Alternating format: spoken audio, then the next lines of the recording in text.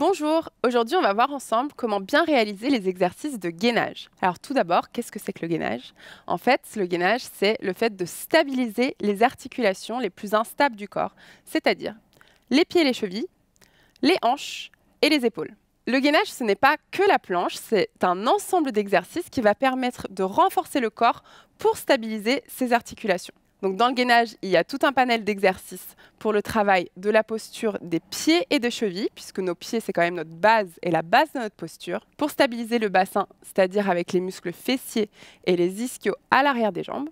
Et aussi, bien sûr, stabiliser le bassin avec les abdominaux et aussi les épaules avec tous les muscles pectoraux et du dos. On va commencer par voir ensemble l'exercice de la planche, puisque c'est l'exercice le plus utilisé en termes de gainage. On va venir se placer sur les mains et sur les genoux.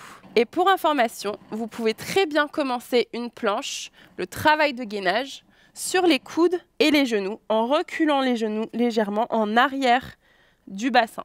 Dans cette position, je relâche mes pieds et je vais venir avaler mon nombril et repousser mes épaules, mon dos du sol. Je pousse dans mes coudes en éloignant mes omoplates pour ne pas me retrouver enfoncé entre les épaules.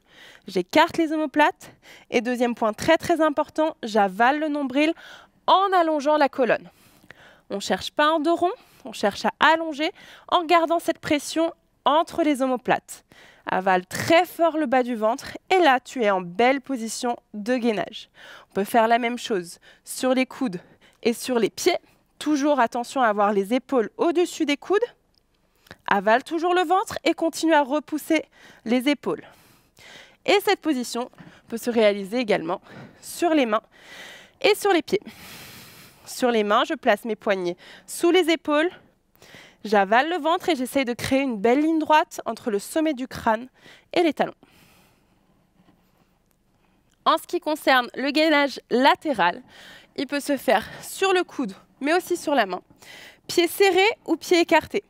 Dans tous les cas, je me repousse du sol et j'essaye de nouveau de créer une ligne droite du sommet du crâne jusqu'aux pieds. Pas de bassin trop bas et pas de bassin trop haut non plus. Je crée une belle ligne droite, main sur la hanche ou vers le ciel, mais attention à ne pas venir tourner l'épaule vers l'avant ou alors basculer vers l'arrière. Ici, j'essaye de pousser la hanche du haut vers l'avant pour activer tous les obliques. Main sur le côté, épaule basse, j'allonge la nuque et je souris, ça passe bien mieux.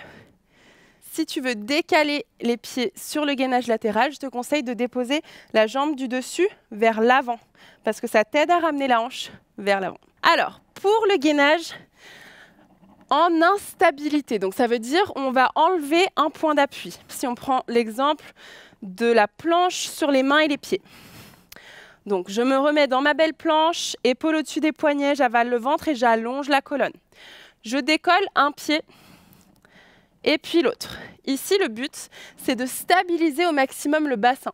Le gainage, c'est vraiment fait pour apprendre à stabiliser. Et c'est en stabilisant le bassin et les épaules au maximum qu'on va activer le plus de muscles possible et qu'on va aider le corps à se renforcer tout en protégeant son corps, ses articulations et donc sa santé.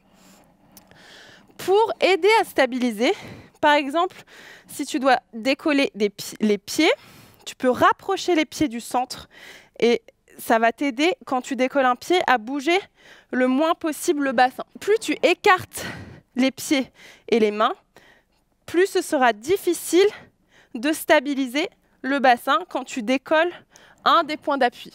Donc mon conseil principal, c'est de trouver la position qui te permet, selon ton niveau, de stabiliser au maximum ton bassin et surtout d'y aller lentement et en contrôlant le mouvement. Ce n'est pas la peine de décoller la main et le pied si tes fesses bougent de droite à gauche à chaque fois. Je vais te montrer un exemple.